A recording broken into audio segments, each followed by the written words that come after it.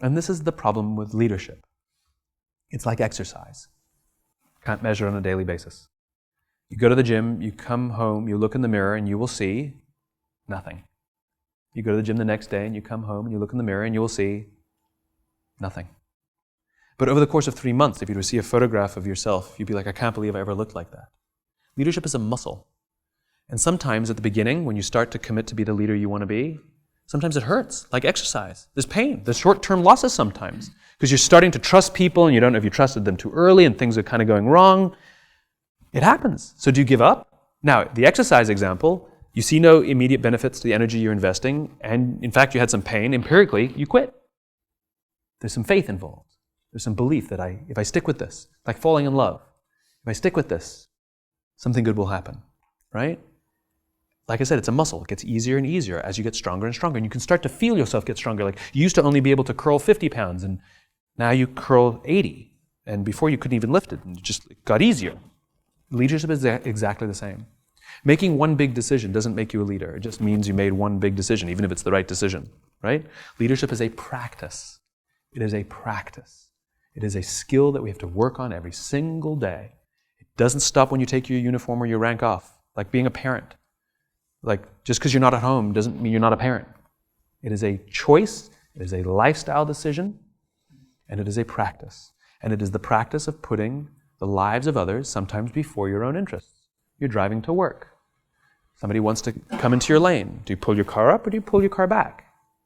That's leadership. It's putting their interests before their lives before your interests. Maybe they're running late. Maybe they were in the wrong lane. Maybe they're a tourist. I don't know. Do you pull back? That's leadership. You're running late for a meeting. You're standing in the elevator. The doors are closing. Someone's running for the elevator. What do? You go, We've all done it. We've all done it. Or do you go, that's leadership. You ask someone how they're doing and you actually care about the answer. That's leadership. If you don't care, don't ask. Right? That's leadership. Right? You go and you pour yourself the last cup of coffee in the kitchen and you put the empty pot back. It's not really a big deal. The next person who comes in, they'll make an extra, who cares? You know? Nobody will even be mad. It's not a big deal. Or you spend the extra 5 minutes and you make another pot of coffee even though no one will be there to see you. That's leadership. And it's these stupid little things that we can do every day, the practice of leadership, that actually make us better and better, and we build the muscle. And then when things become harder, when the decisions are actually really important, and the lives of people are actually on the line, the decisions we have to make actually are really easy. Just like when we lifted that 80 pounds, it was like easy because we've been practicing for so long. And so you have hard decisions to make. And sometimes you see this. You see some of these great leaders make these ridiculously hard decisions.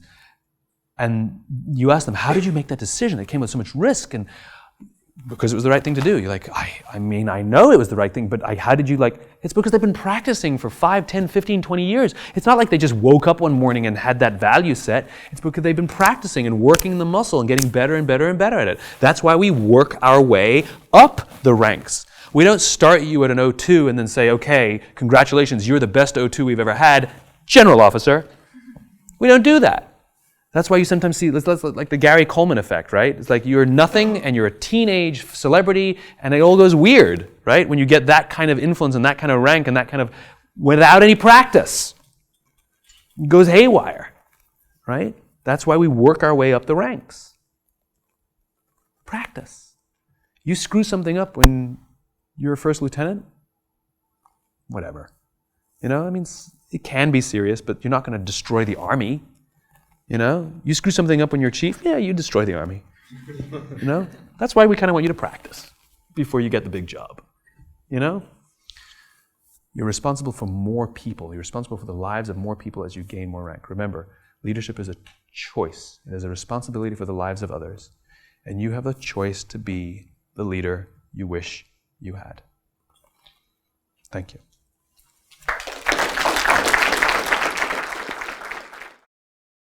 Yes, ma'am. On the serotonin piece, with bringing up awards and pride and how it comes with, we've come into an age now where kids are getting awards every day. Yes. Like that. I mean, how do you think some of how and we do it for ourselves? Everybody gets an award on a mission, Yeah. no matter what they did or how they did it.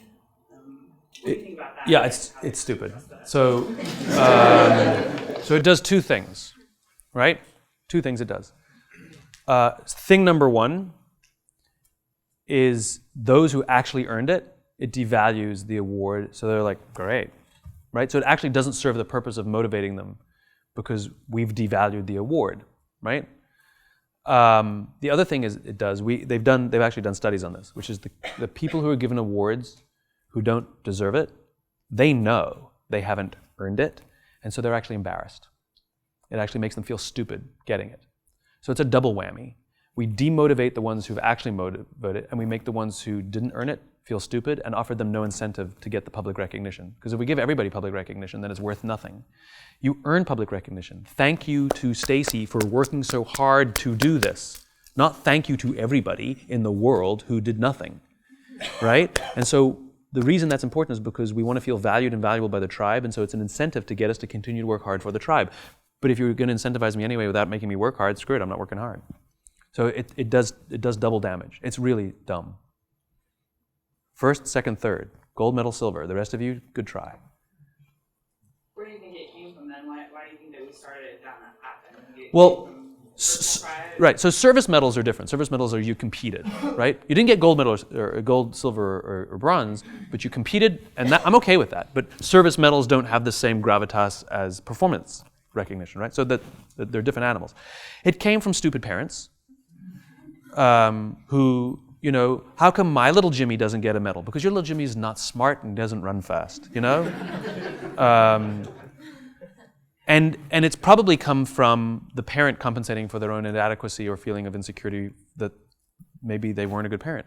Or maybe instead of making little Jimmy run in a race when he can't run fast, maybe you should ask little Jimmy what he actually wants to do, and you find out he wants to dance and sing, and get him to do that. Because he'll be the best one you've ever seen, and he'll win a Tony Award, and you'll sit in the audience and be really proud of that award that he earned, you know? And I think that's a large part of it, which is we push kids to do the things we want them to do, and as opposed to pushing kids to where they're actually naturally good. There's a funny story that I've heard on this very subject. There was a woman, there was a family that their kid, I can't remember the details, that all the kid wanted to do was handstands, like from a young age, like weird, right? And all the other parents were like, you really should like make the kids stop. And they were like, nah, whatever, do more. Like the kids love doing handstands, do more handstands. Went up to be an Olympic gold medalist gymnast, right? It's like encourage the natural talent, encourage the natural gift, and good things happen. So I have to believe that it comes from the parents being, because they didn't get the surge of serotonin, because their kid didn't get to stand on the podium. So if I complain, then the kid feels stupid. Yeah, it's probably where it comes from. Question. Sir.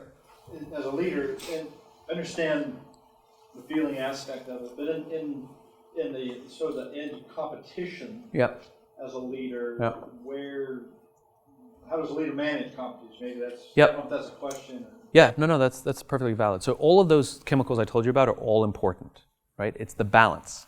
So if all you have is a dopamine or a predominantly dopamine reward system, you have Goldman Sachs, and you have a very, very toxic environment where they may perform in the short term, but in the long run, they'll do huge destruction to each other and the organization. The opposite is if you only have serotonin and oxytocin and everybody's, so it's a hippie commune, and everybody loves each other, but nobody actually gets anything done. And the amazing thing is they actually find that actually very unfulfilling also, because you never have the amazing sense of accomplishment or working hard and achieving something, right? Which is very important, right? It's about balance. And so competition is good, and friendly competition is fantastic. Pitting your own team against themselves, not good.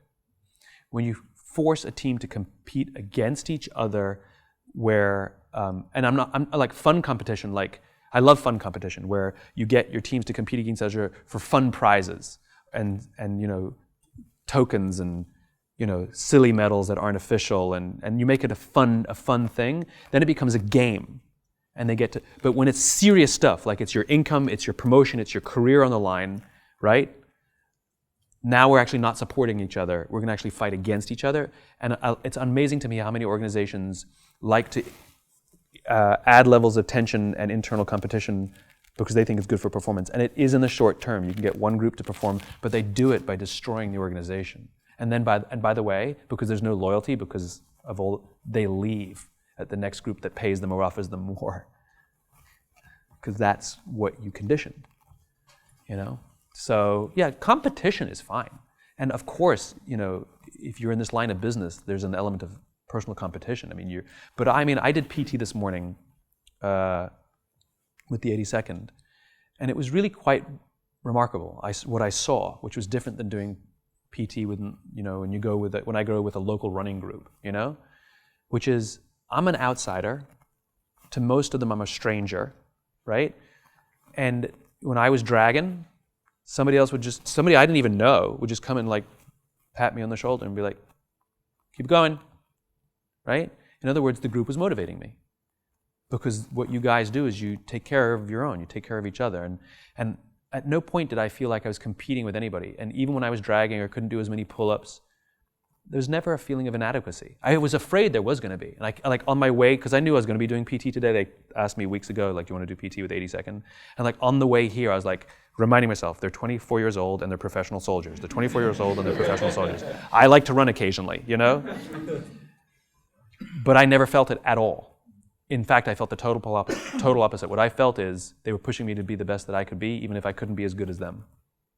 So there's competition, maybe against themselves, and there might be friendly rivalries, but it was amazing how much they wanted everybody to do well. It was great. It strikes me in this setting that that competition can erode the trust. There's almost sort of when it's a pitting against, you mean? Oh, for sure. You know, there's the higher up, the fewer physicians, and so on and so forth, and the trust level can. Oh yeah, and part of it is that the false belief so many leaders have that their credibility as a leader is conditional upon their intelligence or their performance. You know, it's not. Your credibility as a leader comes from your willingness to sacrifice your interests for your people and be preoccupied with them and understand that they're responsible for the mission, not you. That's your credibility as a leader, right? But many people get that wrong. So it's very important for the leader to be out there and do their best because they want to, take PT. It's kind of important for a leader to be out there with their people and push themselves because they want to set the tone of, we push ourselves. Now, does that leader need to beat everyone? No. But we know who the ones who drag and yell at everybody and don't do it themselves, you know? The reason we call you leader is not because you're high in the rank. We call you leader because you chose to go first. You chose to go into the unknown. You chose to make the difficult decision. You chose to take the risk. You chose to give away trust early. You chose to give away responsibility to someone junior that you believe was ready. That's why we call you leader, because you went first. Most people don't go first. They wait and see how it's going to work out. And somebody goes, let's just get this done, guys. You chose to. That takes huge risk and huge courage to be the first one because you get mocked, you get laughed at, you could be wrong, there's risk associated. Sometimes it's humiliating, sometimes it's embarrassing. You make yourself stand out, all the things that are not supposed to be good. And yet you did. And there's no leader that has the internal fortitude to do it themselves. All leaders get their courage from others. They have a mentor or somebody who took them under their wing or a colleague that they have the same rank or who just believes in them. And the days they go, I'm not sure I can do this, somebody says, yeah, you can. Oh my God, you so can. I so believe in you. That's where the courage comes from. The courage comes itself from the camaraderie. So when we isolate ourselves to muster that courage, no wonder people turn to drugs, you know? Or alcohol or any of it. There was one other over here. Yes, ma'am. You talked about before, and I've done some research and looked at some of the things that you said, but you talked about how a leader can be an introvert. And you don't necessarily have to have pediatrics or be a very outspoken person to lead. True. What would be like your main thing that you would say if you could focus on one thing that an introverted person to be able to do to hypothetically show speaking? Quality? Yeah. I have a friend. So, So, it's often said that to be a leader, you need charisma. No, you don't. I know plenty of leaders who don't have a lot of charisma, who are amazing, command unbelievable love and loyalty from their people. To be a leader, you have to have vision. Not really. There's some leaders who don't have a sense of what they want to do to change the world. They have a sense of what they want to accomplish for their people, and they want to make the world a better place, but it's not like this Steve Jobsian, it's just not there. All leaders have courage. It is so hard to be a leader. It is so hard, and it is exhausting sometimes, and sometimes there's so much self-doubt that you're doing the right thing. It's so hard, and the risks are real. They're not fantasy, you know? So I think all the other stuff is secondary. I think courage is it.